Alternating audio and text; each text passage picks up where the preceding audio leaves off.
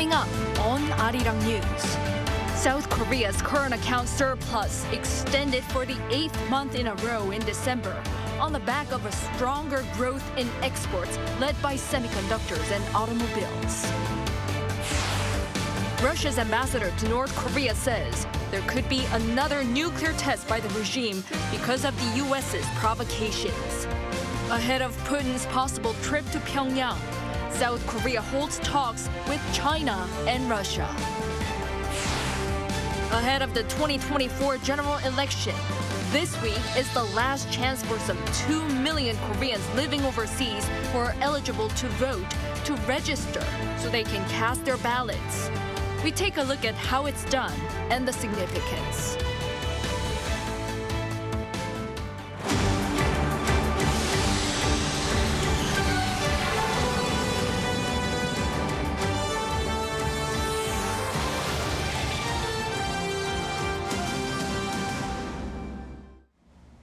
Good evening. It's 9 p.m. here in Seoul. Thank you for joining us on Arirang News. We start with the latest trade data. In December last year, South Korea's current account surplus extended for the 8th consecutive month thanks to solid growth in exports led by semiconductors and cars. Our economics correspondent An Sung-jin leads us off. South Korea's current account balance for December last year saw a surplus yet again on the back of strong exports. According to preliminary data released by the Bank of Korea on Wednesday, the current account saw a monthly surplus for the 8th consecutive month, with the surplus for December standing at $7.41 billion.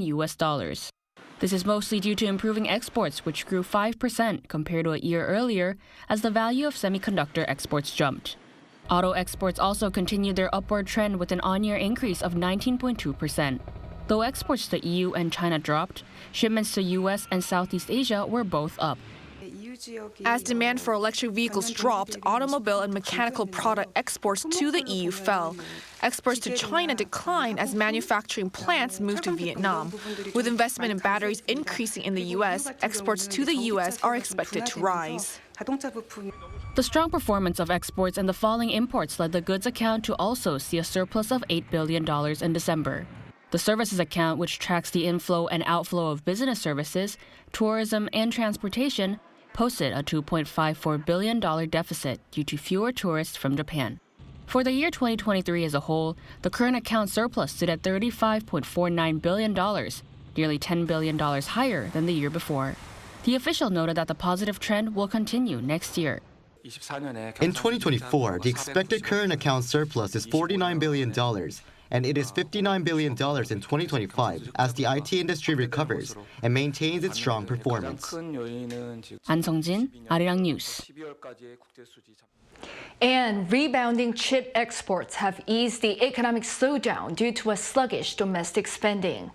The Korea Development Institute on Wednesday released a report pointing to how a rise in semiconductor exports, jumping 56.2% on-year in January, helped mitigate poor economic performance in other areas.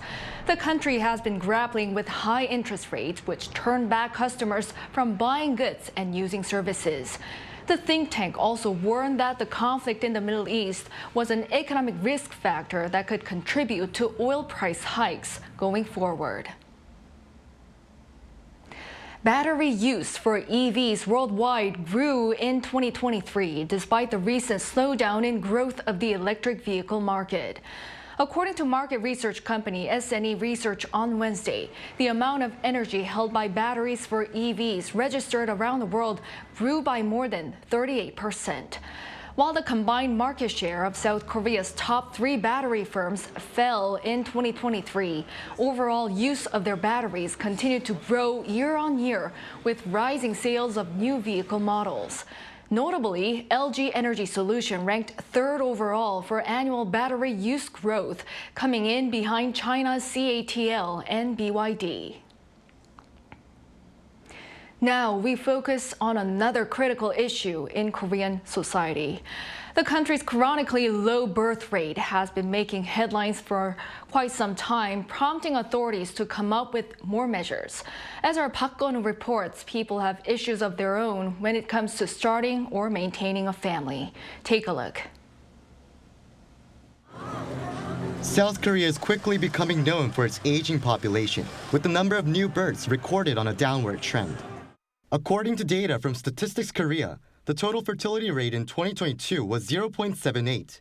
Figures for 2023 are set to be released at the end of February, and experts say that figure could fall even further. But what's behind these dwindling numbers? I went out on the streets of Seoul to find out why people are reluctant to have kids. The parents usually have some big pressure, good school, good nursery, good kindergartens, so education fee, and the others is really, really expensive. With higher prices, sufficient earnings are needed to take care of a child. Housing issues need to be solved, and also education fees. Along with the expense of having kids, some pointed to the difficulty associated with raising children and working at the same time. The importance of alone time by young adults is seen as another factor driving the number of births down. In response, the government introduced several policies this year, including an increase in financial support to encourage people to have more kids. But many young adults I spoke to said they wouldn't think too differently despite strengthening governmental support. Several policies that can actually help people to settle down are needed more than monetary support. People also spoke about the need for better conditions for parents returning to work after a child is born. One expert suggested ways to encourage people to have children. Among OECD nations, Korea is on the upper rankings of working hours, so realistically, parents can't concentrate on raising kids, even if they have them. Working hours need to be shorter. And he said more companies will need to allow people to use parental leaves more flexibly. With the government's target of raising the total fertility rate to 1 birth per woman, the Presidential Committee on Aging Society and Population Policy also said it will be releasing a comprehensive plan, possibly in March, to solve issues related to the country's low birth and fertility rate. Park Gun, Arirang News. Moving on, there's little over 60 days to go until the 2024 general election.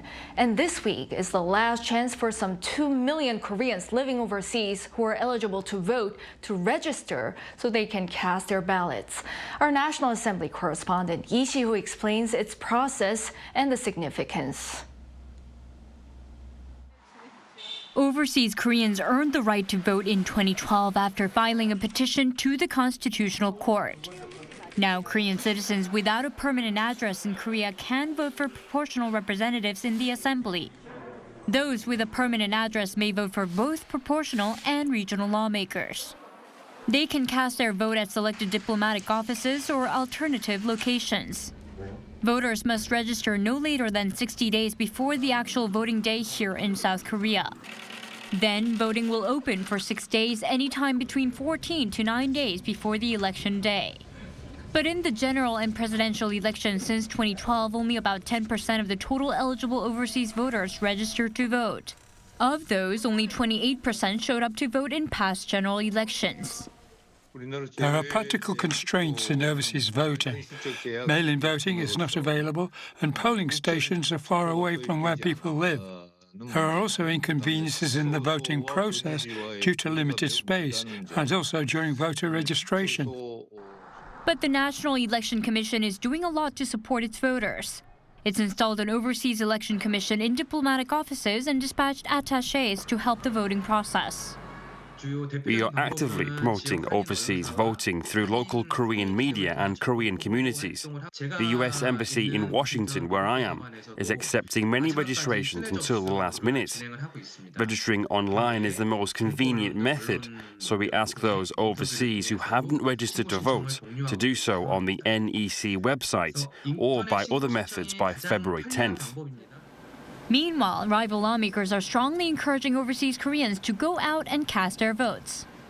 Lawmaker Kim Seok-gi of the ruling People Power Party, who also heads the party's Committee for Overseas Koreans, says that every vote matters and that the PPP will continue to lead the improvement of the overseas election system. The main opposition Democratic Party lawmaker Lee Yong-sun, who leads the Democratic Congress of Global Koreans, says that it's the Assembly's responsibility to provide the right assistance for voters. In the upcoming important election that will determine the direction of the state, they have much interest in exercising their right to participate. I think as an advanced country, it is our role to make sure they can participate in the upcoming general election. Both the lawmakers spoke of other methods such as mail-in ballots, but did say that careful review and discussions are needed before they can be employed. Lee Si-hu, Arirang News.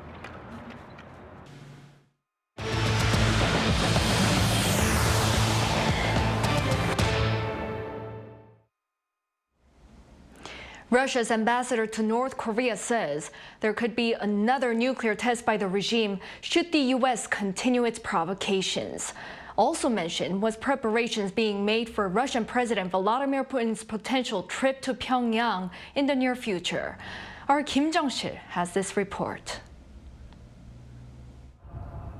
Russia's ambassador to Pyongyang made it clear that any potential conflict on the Korean peninsula will surely depend on the U.S., as North Korea is not seeking a war here.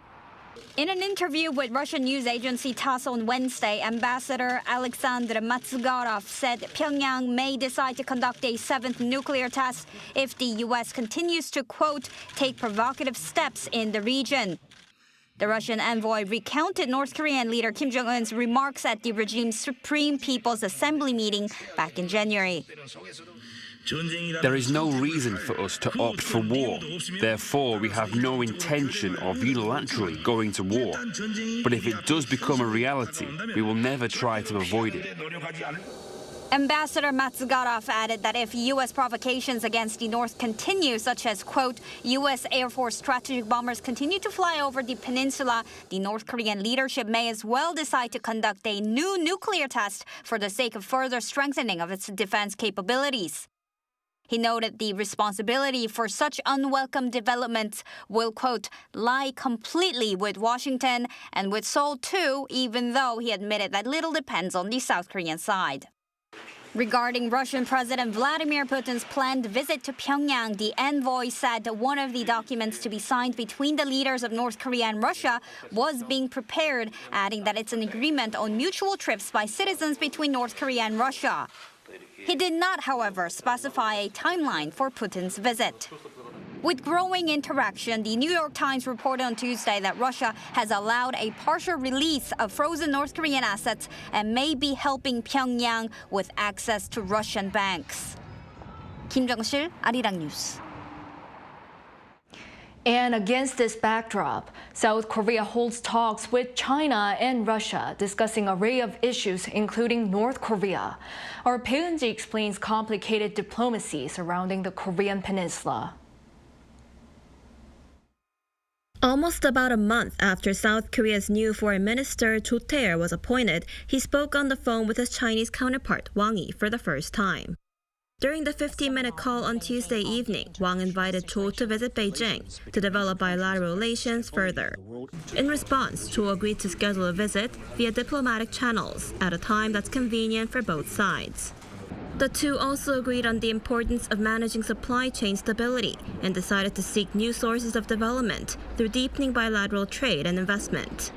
On North Korea, Cho urged Beijing to play a constructive role in bringing Pyongyang back to dialogue and expressed concerns about North Korean defectors being forcibly sent back to the north by China. Over the weekend, Russia's Deputy Minister of Foreign Affairs, Andrei Rudenko, visited Seoul. Rudenko met with high-level South Korean officials, including National Security Advisor Chang Ho-jin and First Vice Foreign Minister Kim Hong-kyun. Seoul expressed concerns about Russia's military cooperation with North Korea and called on the two to act responsibly. But at the same time, South Korea and Russia agreed that further communication was needed for both countries' benefit.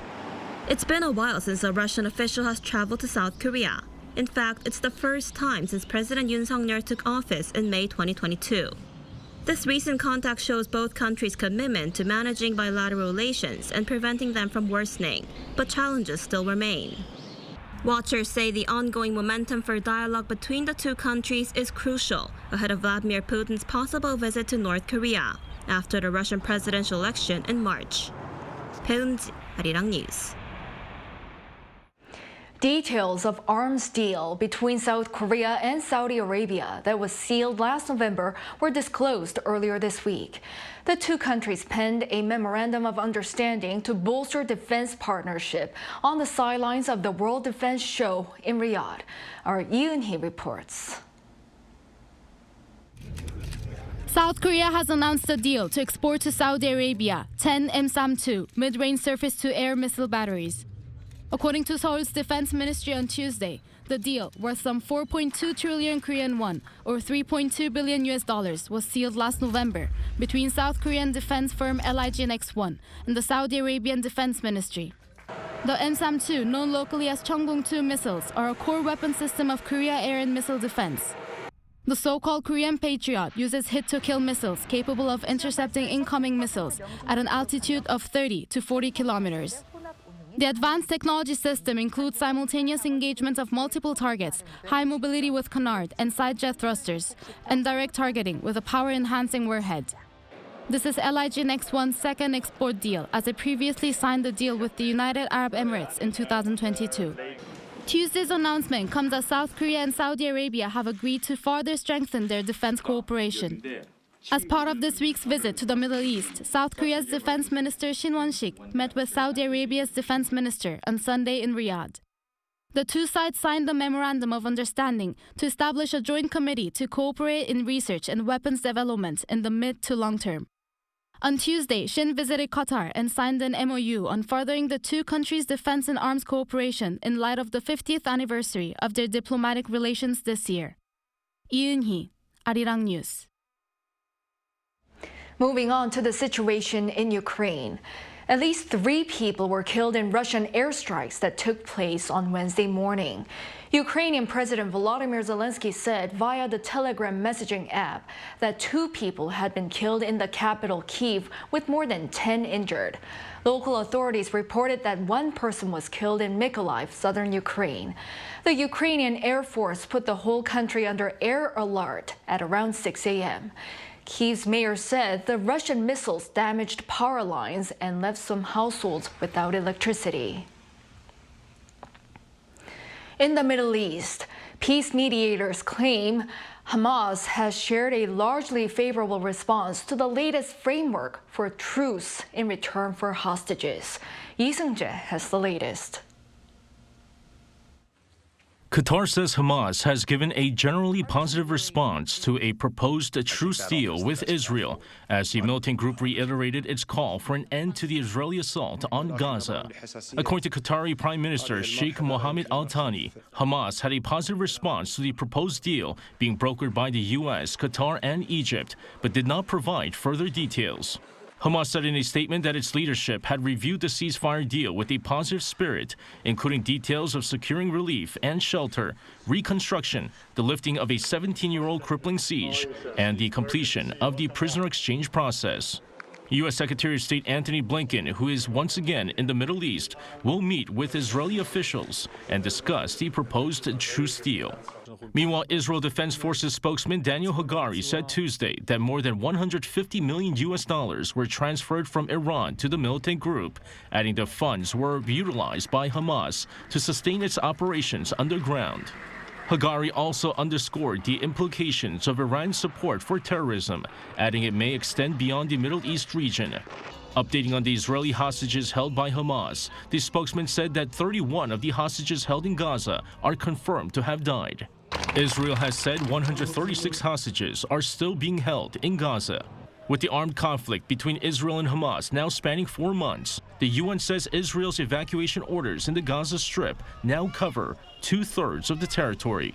The UN Office for the Coordination of Humanitarian Affairs said Tuesday that more than half of Gaza's population is now crammed into the town of Rafah on the border with Egypt and surrounding areas. Lee Seung-jae, Arirang News. A U.S. federal appeals court has ruled that former President Donald Trump does not have immunity from charges that he plotted to overturn his 2020 election defeat. Mr. Trump is likely to appeal the ruling. Chung Eun-ju tells us more. A federal appeals court ruled on Tuesday that former U.S. President Donald Trump is not immune from prosecution for alleged crimes committed during his presidency. A three-judge panel of the U.S. Court of Appeals for the District of Columbia Circuit rejected Mr. Trump's claim that he cannot be prosecuted because the allegations relate to his official responsibilities as president. The unanimous panel wrote in a 57-page opinion that it could not accept that former presidents are above the law for all the time thereafter. The court concluded that any executive immunity no longer protects him against this prosecution. The ruling, which Mr. Trump vowed to appeal, rebuffs his attempt to avoid a trial on charges that he undermined American democracy and the transfer of power, even as he consolidates his position as the frontrunner for the Republican presidential nomination. Mr. Trump has until Monday to ask the Supreme Court to temporarily block the ruling to delay his case again from heading to trial. A Trump campaign spokesperson said that although there would be an appeal, did not specify whether the full D.C. Circuit Court would be asked to review the ruling or go to the U.S. Supreme Court directly. A spokesperson for Special Counsel Jack Smith, who is leading the prosecution, declined to comment. Donald Trump has made no secret that his overarching legal strategy is to seek delays, because if he were to win the 2024 presidential election in November and the trial had not yet started or had not been completed, he could appoint a loyalist as the Attorney General who would drop the charges against him. Chung Eun-ju, Arirang News.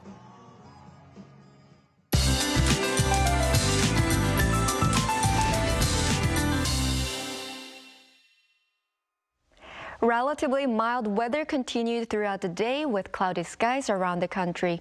The area is expected to be murky from tonight. As smoke from overseas gradually flows in, the concentration of ultrafine dust will increase from tonight. By tomorrow, air quality is expected to be bad in Seoul metropolitan area and Chungcheong-do provinces. Please wear a mask on your way to work in these areas. The temperatures have been higher than usual in the morning, but tomorrow the cold will return to what's usually seen this time of year. Seoul will see -3 degrees and -5 in Chuncheon. The daytime temperatures will be about 2 to 3 degrees higher than today, making the daily temperatures differences widen.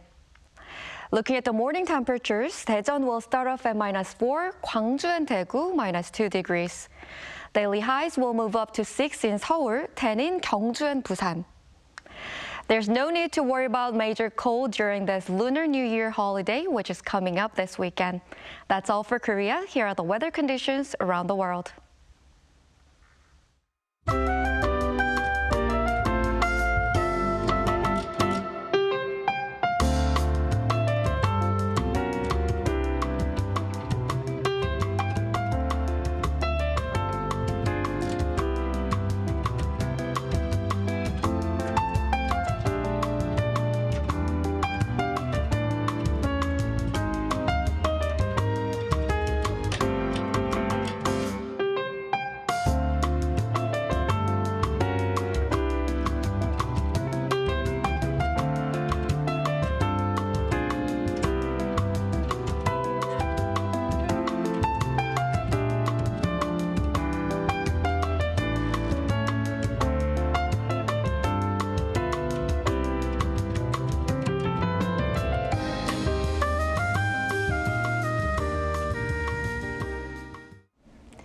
Well, that is all for this newscast tonight. Thank you for watching.